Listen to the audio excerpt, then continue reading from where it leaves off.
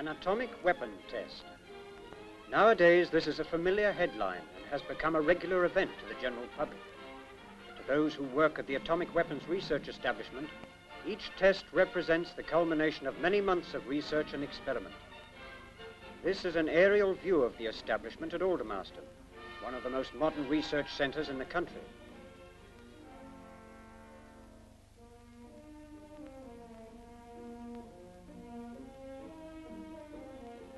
One of the outstations is at Foulness, where preliminary investigations are carried out with scale models and explosive charges. This model is an exact replica of a steel girder bridge to be used in the target response area on Operation Buffalo, and the small explosive charge produces the scale blast of an atomic burst on the structure. In the summer of 1955, planning was well underway for this operation, carried out at the new range in South Australia. Equipment and stores are ordered by the contracts branch.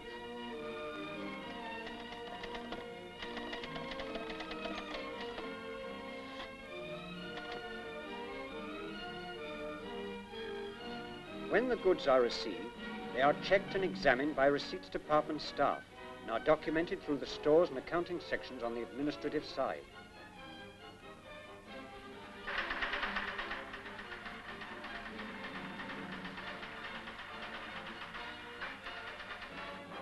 While this work continues, a staff of experienced packers at Aldermaston start the crating of over 4,000 tons of stores to be taken by sea to Australia. All equipment is tropically packed in specially made crates, and it is all addressed and coded for delivery to groups at predetermined locations on the trial site. It is essential that this work is planned to a strict schedule. Materials must be ready for the arrival of scientific parties in early August.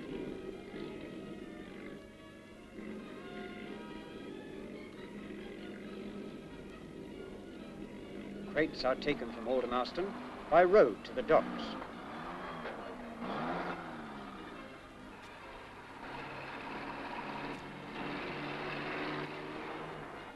From March onwards, ships leave England with research equipment in their holds.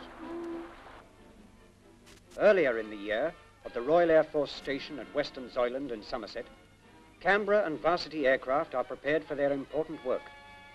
This task force has first to take part in Operation Mosaic on the Montebello Islands, off the Australian mainland, before proceeding on to Maralinga for Operation Buffalo.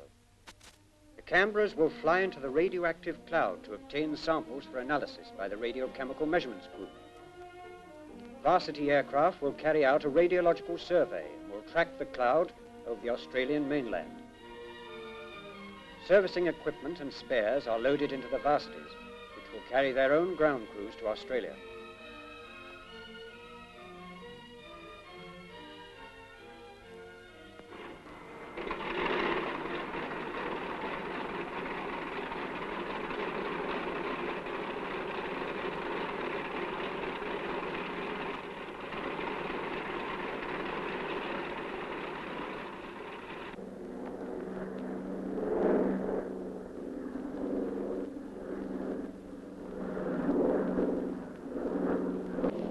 London Airport, a VOAC Constellation aircraft leaves for this flight across the world, carrying some of the scientific party responsible for the planning, observation, and instrumentation of the trial. 4 days to Sydney, where the bridge stands as a landmark to arrivals in the Australian continent. To many passengers, it is their first visit. After landing at Sydney, they proceed to Adelaide, then on by rail or by air to the range. This is Watson, on the Transcontinental Railway, 24 miles from Maralinga. A few railway staff bungalows. A camp for men engaged in the construction of the range. This fuel depot was constructed to serve Maralinga. Much of the material used in the preliminary construction phase on the range was taken from these quarries at Watson over the rough track known as the Nullarbor Road, which was not properly surfaced until this work had been completed. Arriving by air, we see the layout of Maralinga, a village of prefabricated huts and workshops in the heart of the desert, built by the Ministry of Supply to the plans and specifications of the Trials Division to meet the scientific requirements of the trial. The village was laid out with the experience of previous trials in mind, and will serve as a self-contained base for the 400 square miles of the test area. The airstrip houses the bombing up bay and the weapon assembly shed for the Valiant aircraft, which will carry the first British nuclear weapon to be dropped from the air. 3 miles from the village, the airstrip was used for transport and communications throughout the trial. It is the 24th of August, and the Hastings Aircraft of Transport Command brings Sir William Penny, the trial's director. Greeted by Mr. Pilgrim and other senior staff, Sir William will direct the final stages of the preparations and the subsequent firings of the weapons. On the 29th of August, Sir William greets Air Vice Marshal Sir Robert George, the Governor-General of South Australia, who visits the site. He inspects the range and visits roadside where trials installations are inspected.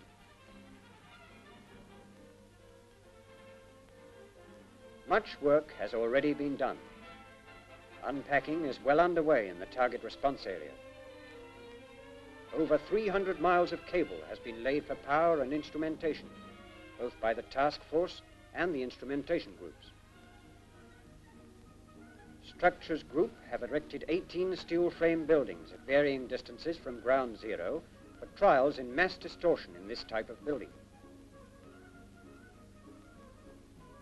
Soil is bulldozed onto Anderson shelters constructed to assess damage suffered at different pressure levels, and also to compare the effectiveness of various thicknesses of stabilized soil blanking in reducing such damage, including a thickness of simulated London clay.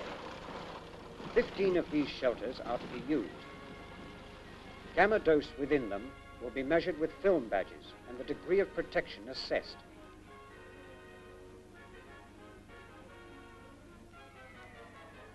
This sandbag emplacement forms a support for sets of reinforced concrete slabs to measure the attenuation of gamma flash through concrete screens. 18 models of surface shelters are also tested, together with 2 full-size girder bridges. This type of machine gun position with overhead protection gives all-round visibility. The stability of the structure will be investigated. Many other emplacements are constructed throughout the target area. Assistance in construction of gun pits was provided by the indoctrinative force of 250 officers who are to observe the first explosion. One enthusiastic officer, given the job of moving several tons of sand, said he hadn't enjoyed himself so much for a long time. Conventional weapons to be placed in the target response area by the Ordnance Group are tested before the trial. These weapons include 25-pounder guns and Centurion tanks. Guns are all fired before being moved into their final positions in the target area.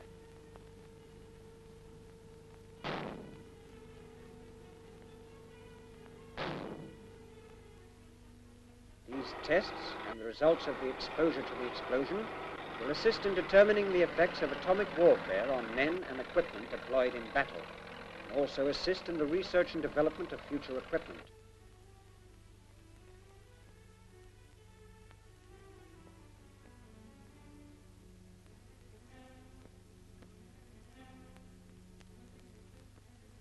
The guns are placed both in gun pits and in the open in positions typical of modern fighting conditions. Existing recovery and repair facilities will be evaluated when the damage has been assessed.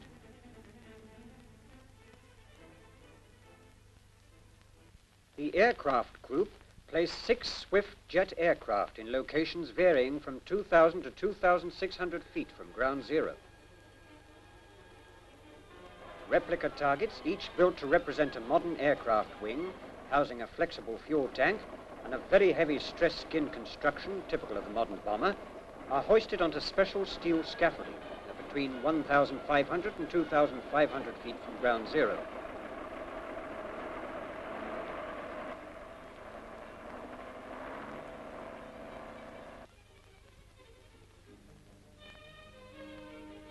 This is a fighter wing section displayed on a similar stand.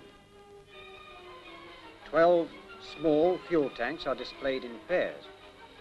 6 radar domes are set out to test the combined effects of blast over pressure wave and of thermal radiation on their electrical and physical properties. 6 cockpit canopies are located at the same distances as the fuel tanks. The Radiological Measurements Group assemble Admiralty Research Laboratory collimators at positions situated between 1,000 yards and 2,500 yards from ground zero. These will measure direct gamma radiation from the weapon. Members of this group from the research establishment at Harwell fit dosimeters along the instrument lane in order that an evaluation may be made of their performance in the field.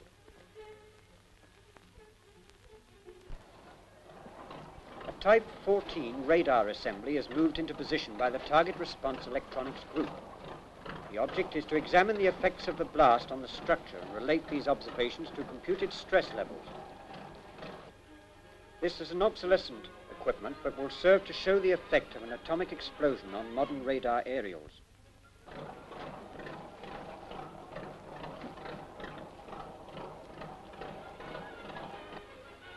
Many other items, including portable wireless sets and electronic test gear, were also placed in the area, together with cable and pole routes erected in accordance with standard practice.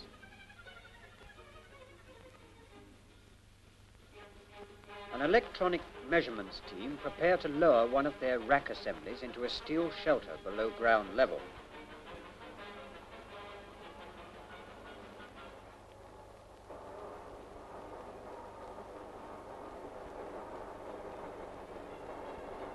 The problem of disposing of the heat generated by this equipment under such conditions is solved by special trunking fitted to an air cooling system.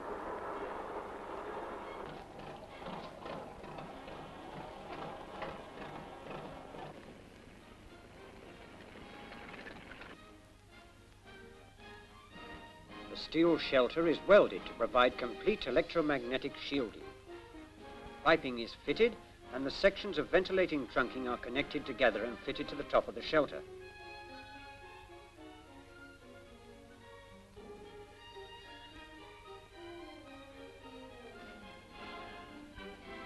Final construction work is carried out, and precast concrete blocks are placed in position. When all installations are completed, the site is cleared.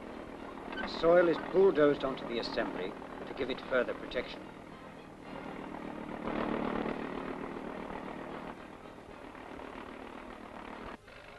One project, sponsored by the Canadian Defence Research Board, is the gamma spectrometer, which is assembled and mounted permanently on a trailer.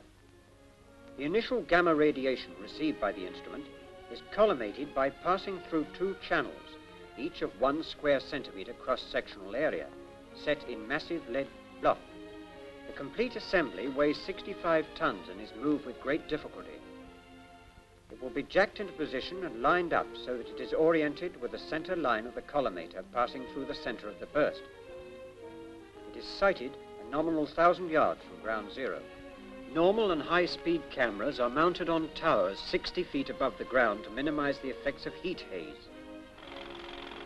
Many target response and instrumentation items were mounted on standard 2-inch scaffold poles sunk into the ground. Holes had to be drilled through limestone rock, which lay only 6 inches under the surface of the topsoil. The Target Response Explosives Group found it difficult to obtain sufficient soil cover for some of their specimens, such as these mines. The task of the group is to study the results of exposure to an atomic bomb explosion. For safety, fuses have been removed from the test pieces and are displayed separately. In general, the items are set out as they might be used or stored in the field under operational conditions. Clamps are fixed onto the scaffold poles to take these aircraft bomb pistol specimens. These are normally fixed onto the nose of a bomb and arm it automatically after it leaves the aircraft. All specimens are covered with protective polythene, which will be removed before the test. Other explosive stores, samples of propellants and rocket motors are also exposed.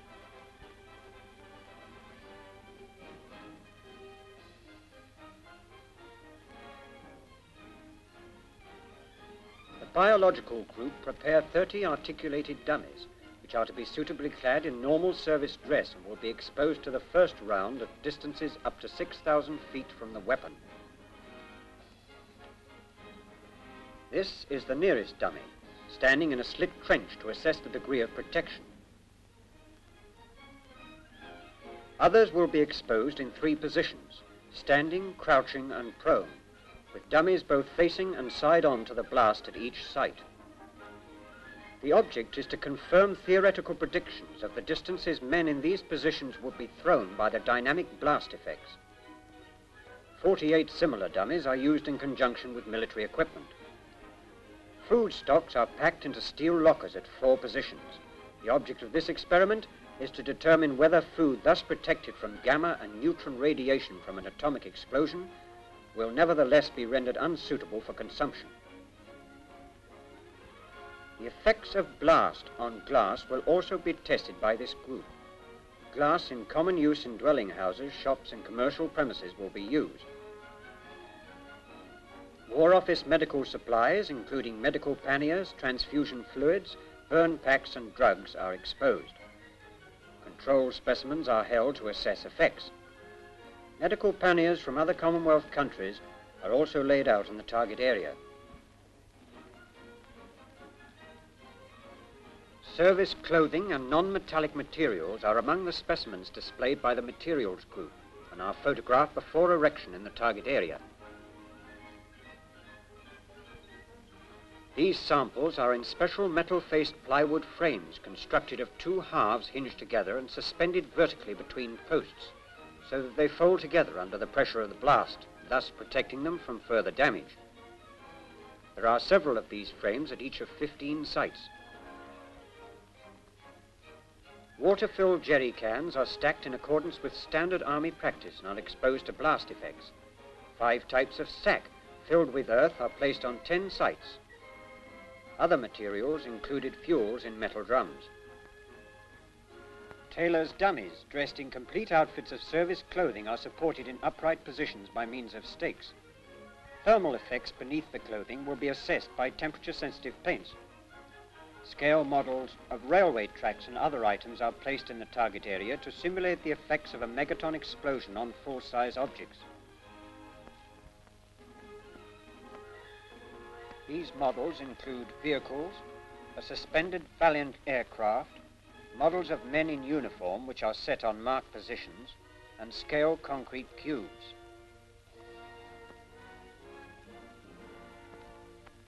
Ordnance is represented by a model 25-pounder gun. This is the toothpaste tube blast pressure gauge.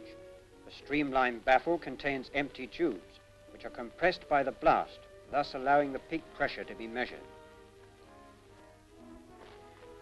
The air and ground shock measurements team are checking variable inductance gauges, which will be used in conjunction with frequency-modulated tape recorders to record pressure time variations over a range of distances.